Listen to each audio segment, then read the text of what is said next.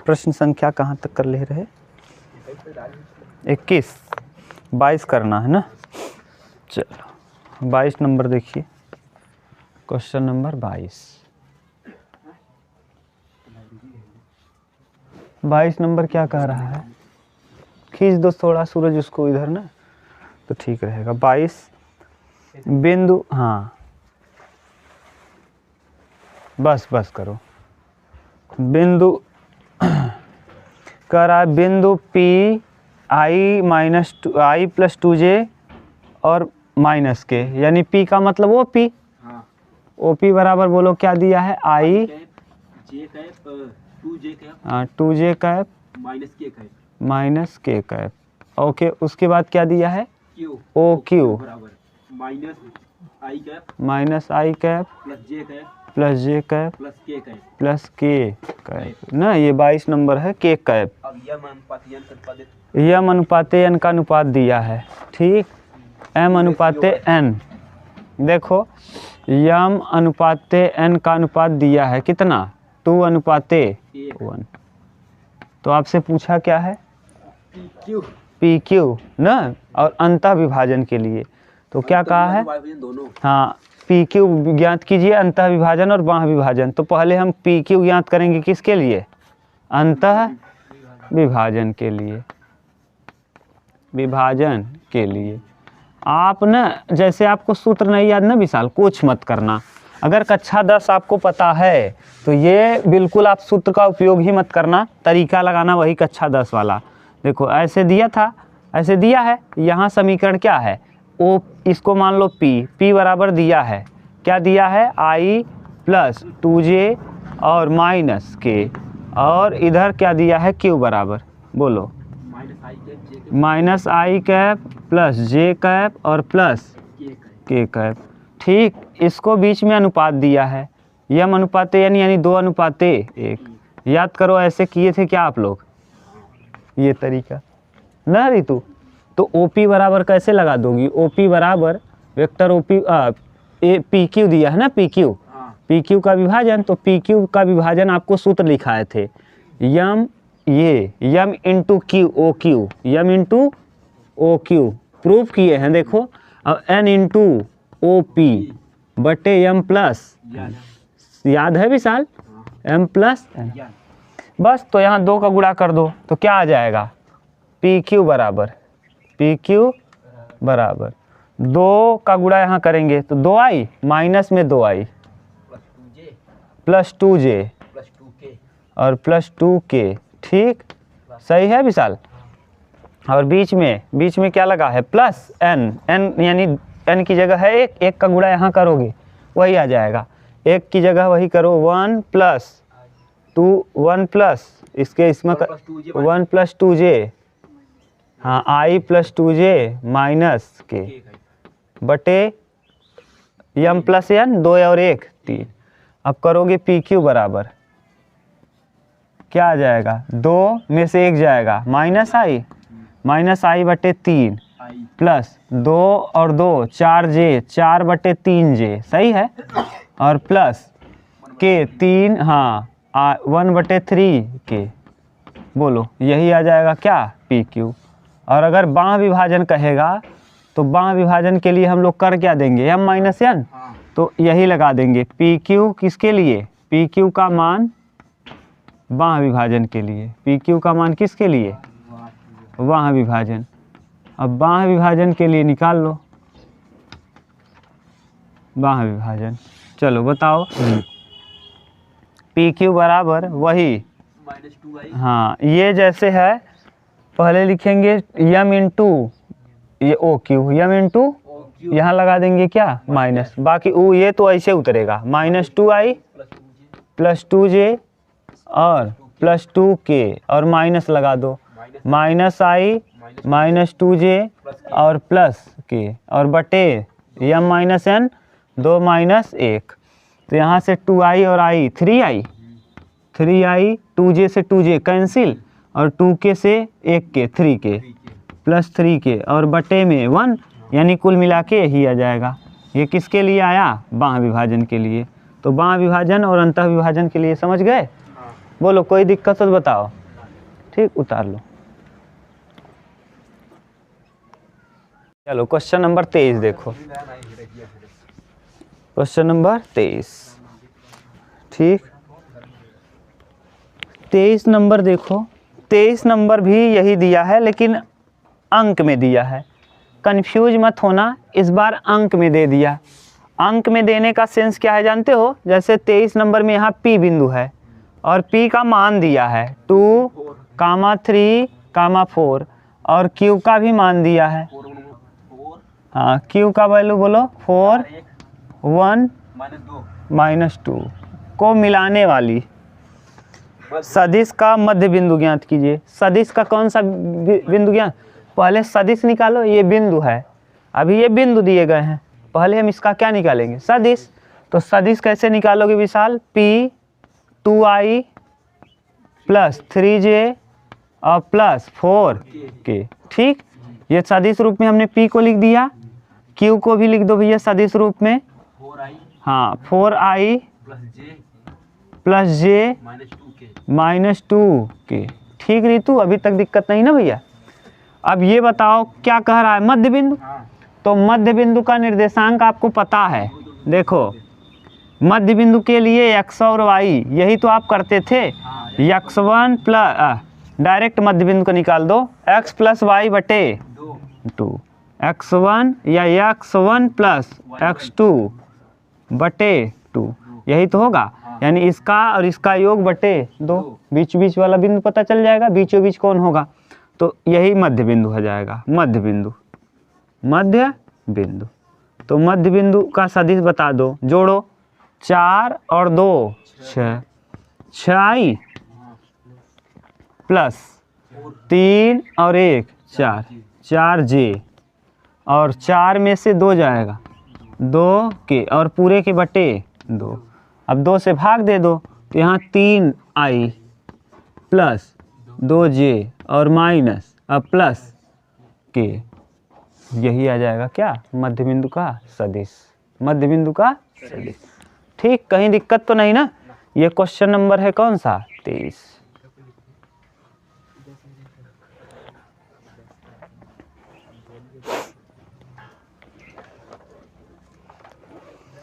उतार लो।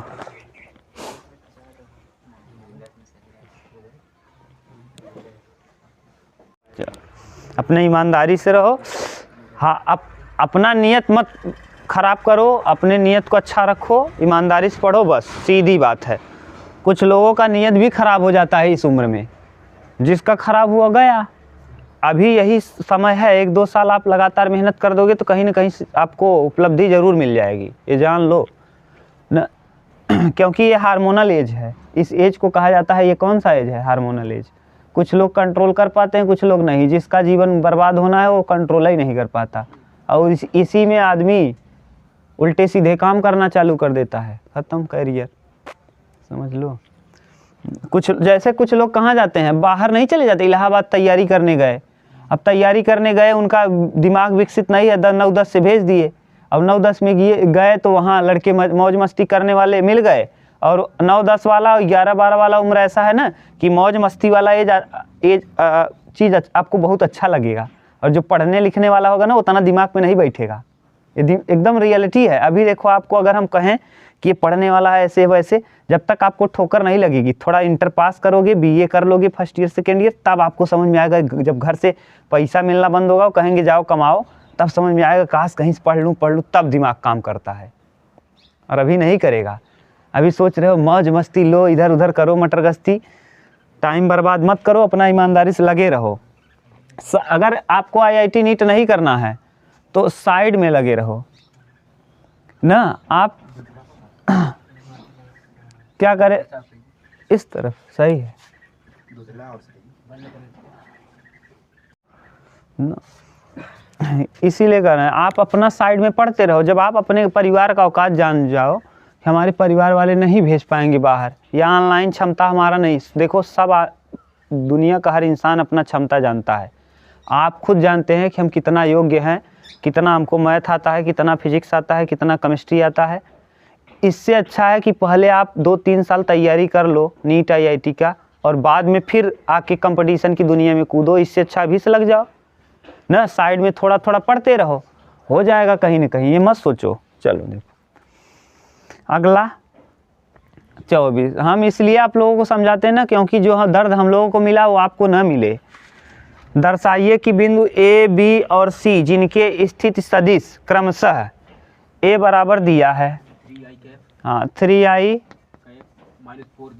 -4j cap -4k cap, B बराबर 2i cap -j cap plus k cap, C बराबर i -3j -5k।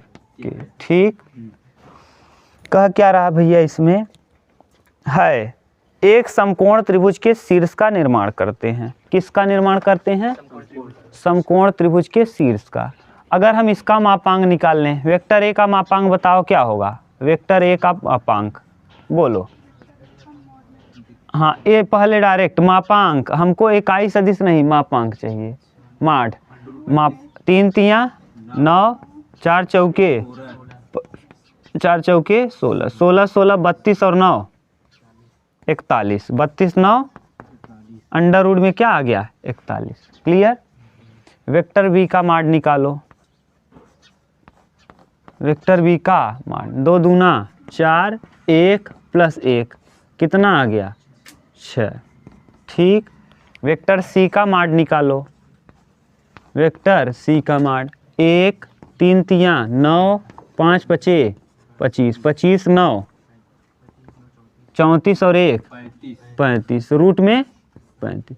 और अगर आपको पता हो, अगर हम ये कहीं से दिखा दें कि समकोण त्रिभुज का क्षेत्रफल जो होता है, अगर समकोण त्रिभुज हमको दिखाना है तो कर्ण का होल स्क्वायर बराबर लंब स्क्वायर प्लस, हम मान ले रहे हैं ना ये कोई सदिश है, ये इसके दिशा में ए है, ये ए है, ये बी है और ये क्या है? सी। ए बराबर आपने निकाल लिया, वेक्टर ए बराबर बताओ क्या निकाला है? अंडर रूट में 41। और बी बराबर आपने निकाला, वेक्टर बी बराबर बोलो 6, अंडर रूट में 6। और वेक्टर सी बराबर आपने निकाल लिया रूट में 35। अगर हम ये कर्ण का होल स्क्वायर बराबर दिखा दें, यानी कर्ण का होल स्क्वायर बराबर लंब स्क्वायर प्लस आधार स्क्वायर, लंब स्क्वायर प्लस आधार। अब लंब और आधार का स्क्वायर अगर हम ये दिखा लें, कर्ण दिया कितना है? 41 का वर्ग करोगे 41, और इधर लंब दिया है 6 और आधार दिया है 35, जो भी लंब आधार जाए जिसको मान लो, तो ये 35 6 41 बराबर, इसका मतलब दिया गया त्रिभुज जो है, दिए गए त्रिभुज के जो सदिश हैं वो किसका निर्माण करेंगे? समकोण त्रिभुज। और ये किस तरीके का त्रिभुज बनेगा समझ रहे हो? ये इस तरीके से, ऐसे जो आप पढ़े हो, ये बना, ये स्थित सदिश यहाँ ओ से, देखो ये ओ है, ये कौन सा बिंदु है? ओ से ये दिया रहेगा ए बी और क्या? सी। ओ ए ये वाला, ओ बी और ये सी, इस तरीके से। समझ गए? ये त्रिभुज है, ये समकोण त्रिभुज। और यहाँ ओ से ए बिंदु, ओ से बी बिंदु और ओ से सी, ये दिया है वहाँ ओ ए ओ बी ओ सी। ओ ए बराबर मान लो यहाँ से ये ए बी सी पॉइंट, बोलो सही है? अगर यही समबाहु देता तब ऋतु क्या करते? समबाहु देता तो हम ए का मापांक निकालते, बी का मापांक निकालते और सी का निकालते, और तीनों अगर बराबर आ जाता, तीनों ये भी 41, ये भी 41, ये भी 41, हम क्या कह देते? सभी भुजाएं बराबर हैं, अतः दिए गए सदिश से किसका निर्माण होगा? समबाहु त्रिभुज। क्लियर? उतार लो भैया।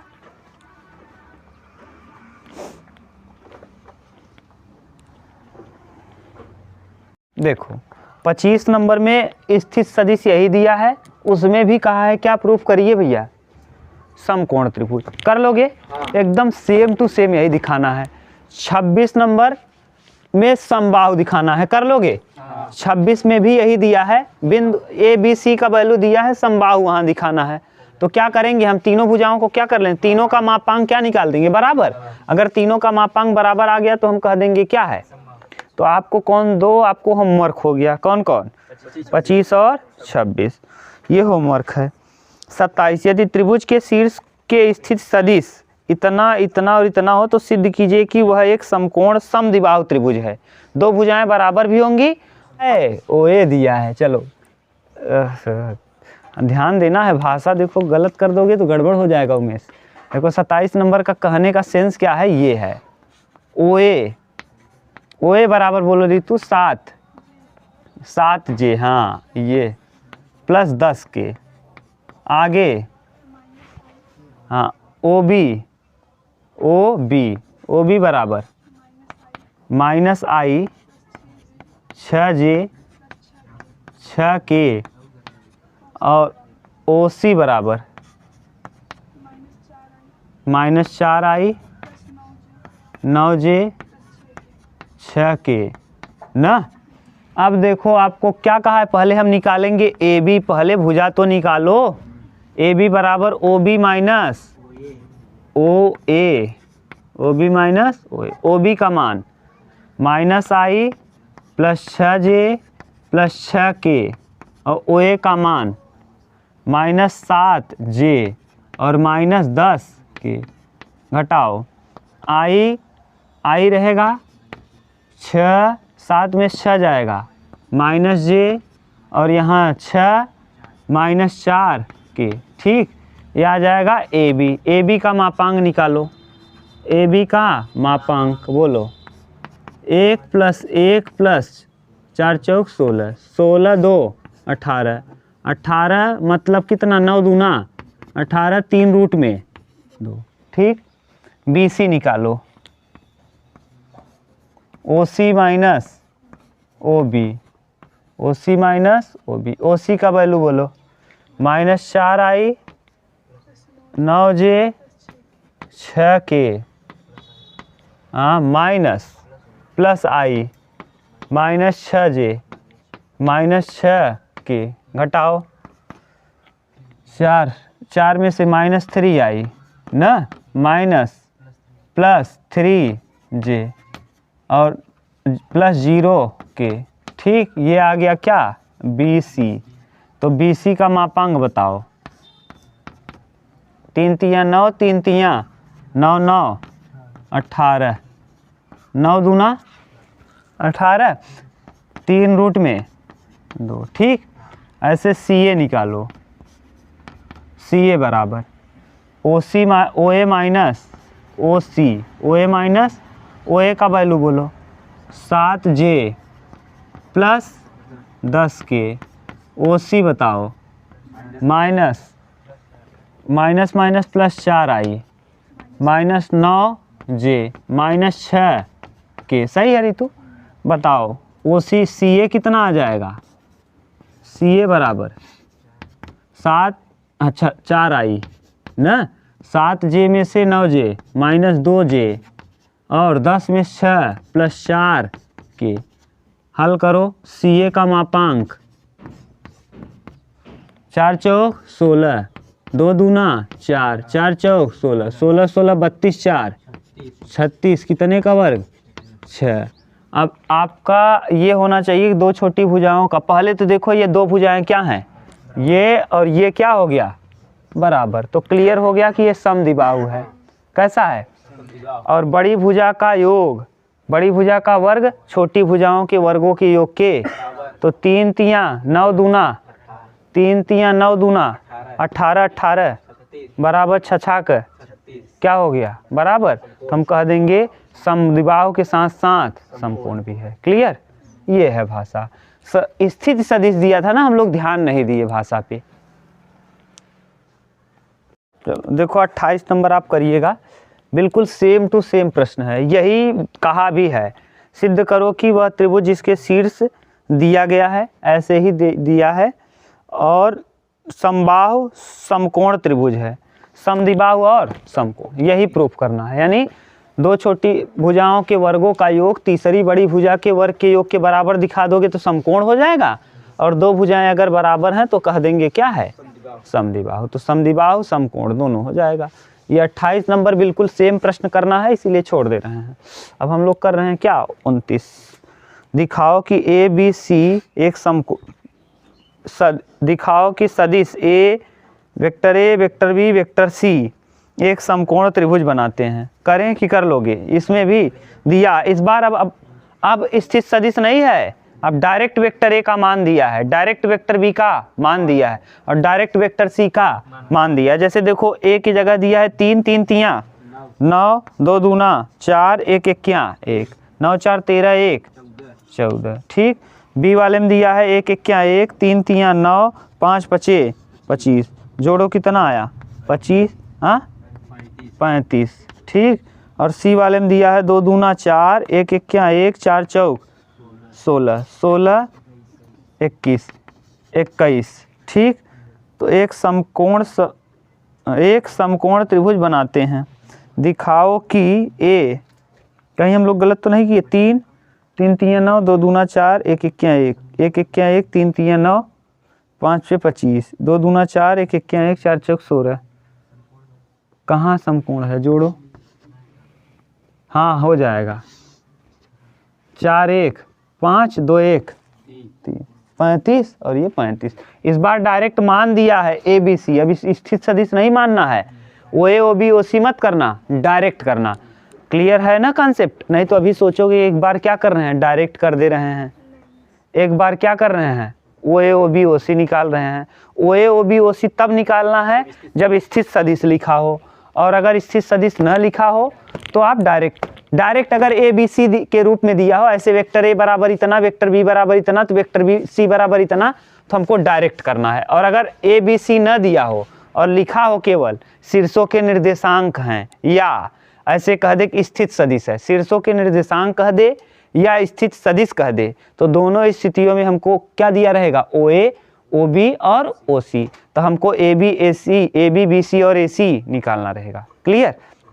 जैसे देखो 28वां में स्थित सदिश नहीं बोला है, लेकिन क्या बोला है? शीर्षों के निर्देशांक। इसका मतलब ओ ए दिया है, ओ बी दिया है और ओ सी दिया है। हमको निकालना क्या रहेगा? ए बी बी सी और सी ए। ठीक, सही है ना विशाल? क्या बोल रहे हैं? ये 28 हो गया, 29 30 देखो, क्वेश्चन नंबर 30। बिंदु 2a माइनस 3b और 3a माइनस 2b को मिलाने वाली रेखा को 2 3 के अनुपात में बहिर्गमन विभक्त करने वाले बिंदु के स्थित सदिश ज्ञात कीजिए। बिंदु का स्थित सदिश देखो, बहिर्गमन यानी बाहर से, तो OP बराबर देखो दिया है, OP बराबर दे दिया है कितना? बोलो रितु भैया, पूरा, हाँ 2a vector minus 3b vector, OQ बराबर 3a vector minus 2b vector, ठीक। अनुपात दिया है 2 अनुपाते, और बाह्य विभाजन, कैसा विभाजन? बाह्य विभाजन। तो बाह्य विभाजन के लिए सूत्र बताए हैं, बाह्य विभाजन, और बाह्य विभाजन में m और n भी दिया है ना रितु? m का मान कितना?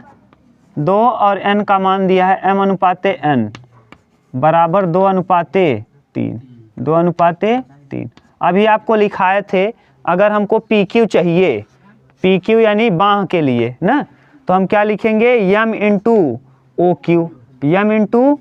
क्यू और minus n into O P बटे m माइनस n। क्यों? क्योंकि बाहर की तरफ विभाजित। m का वैल्यू बता दो 2, और ओ क्यू का मतलब 3a माइनस 2b, ठीक। और यहाँ माइनस n का वैल्यू बता दो 3, और OP का मान 2a माइनस 3b। और फिर क्या पूछा है? m माइनस n यानी 2 माइनस 3। अब हल करो तो 3 दूना 6a minus 4b minus 6a plus 9b बटे माइनस 1। हल करोगे तो देखो क्या आ जाएगा भैया? 6 से 6 कैंसिल होगा, 9 में 4 जाएगा 5, माइनस में 5b और बटे में माइनस 1, तो माइनस से माइनस कटेगा, यानी 5b आ जाएगा। 5b किसका? PQ का। यही पूछा है आपसे, ठीक। उतार लो, ये है। बाह्य विभाजन के लिए सूत्र भी लिखवाए हैं। अरे कक्षा 10 वाला, हाँ 9 में 4 जाए अच्छा +5 आएगा, तो +5 आएगा तो यहाँ उत्तर में माइनस हो जाएगा, यहाँ माइनस, ये माइनस कर देगा। बोलो बस, हाँ देख लो।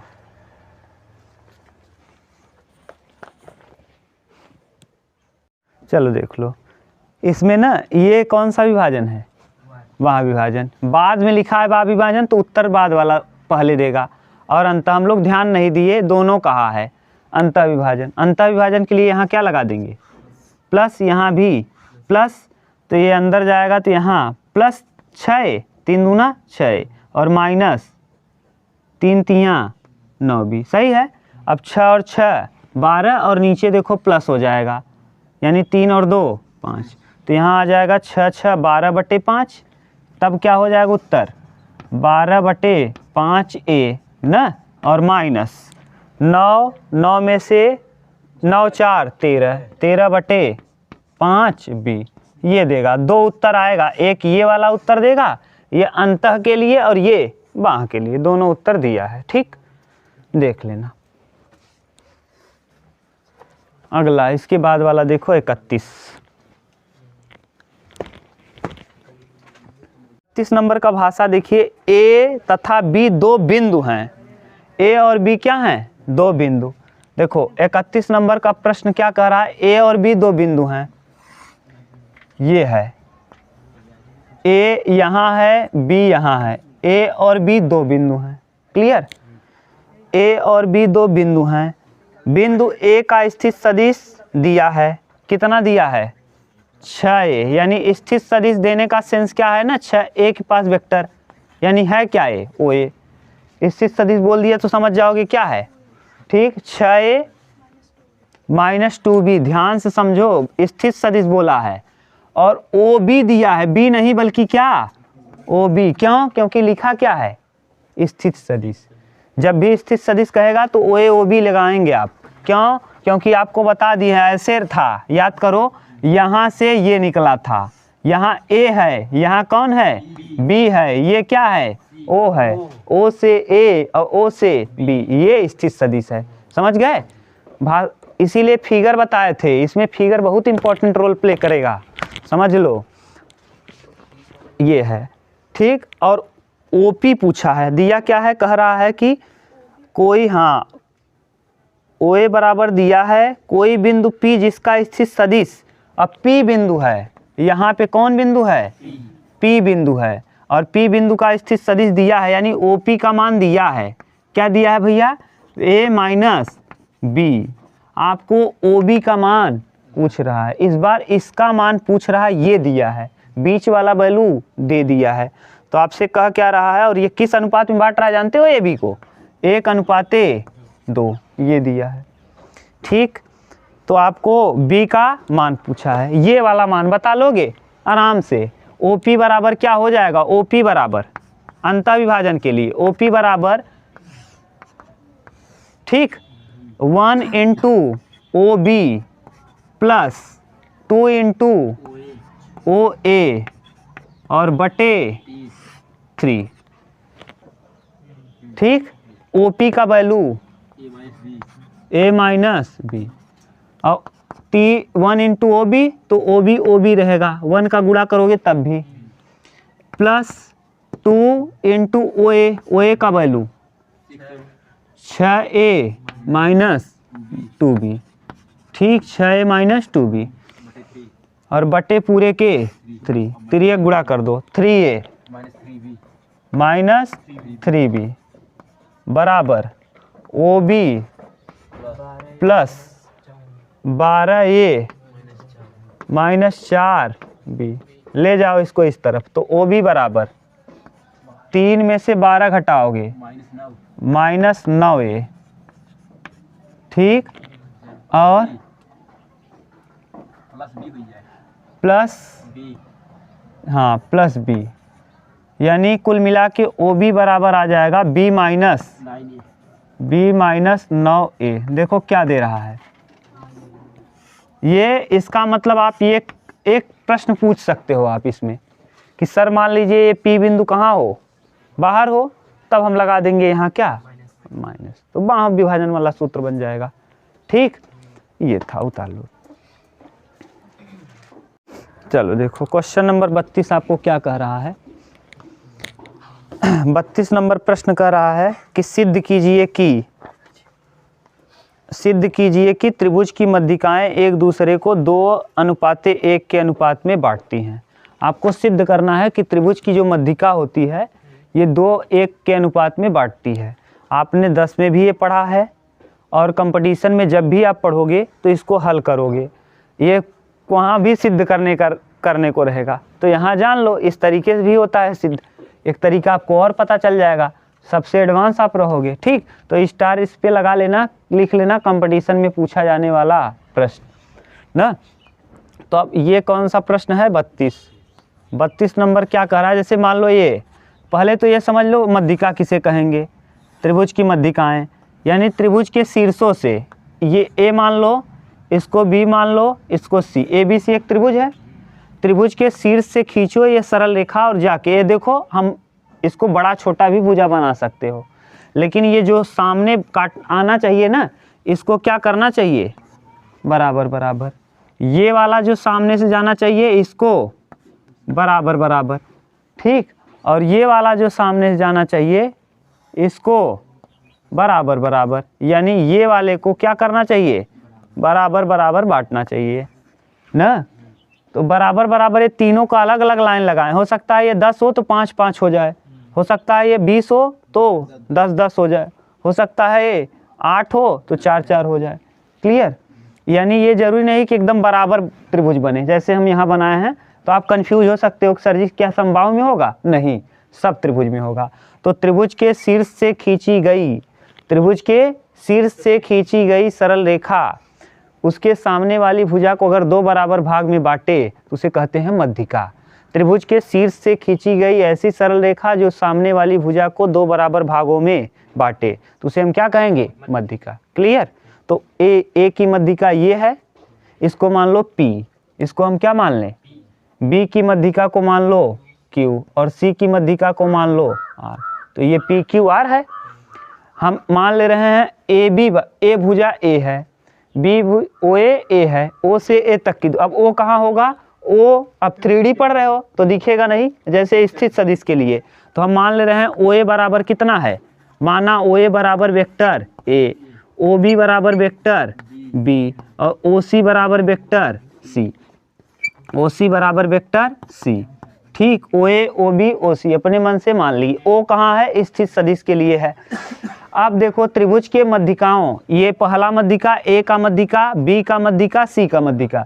त्रिभुज की मध्यिकाएं जिस बिंदु पर मिलती हैं उसे ग्रेविटी सेंटर यानी गुरुत्व केंद्र कहते हैं। इसे दिखाते किससे हैं, हमको दिखाना क्या है, ये 2:1 के अनुपात में बांटता है। ये वाला 2:1 के यानी जो शीर्ष से आएगा वो 2 अनुपात और जो नीचे जाएगा वो 1।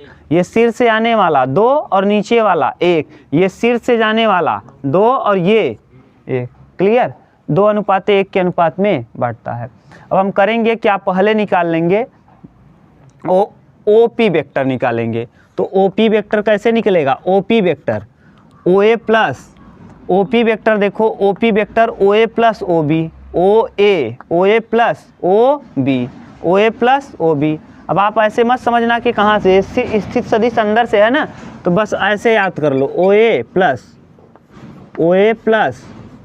OB बटे 2, OA प्लस OB बटे 2, OA प्लस OB बटे 2, ये क्या आ जाएगा, OP। तो OA का मान बताओ, A vector A plus vector B बटे 2, OA आ गया। OB बताओ, OQ बराबर, हाँ, OC प्लस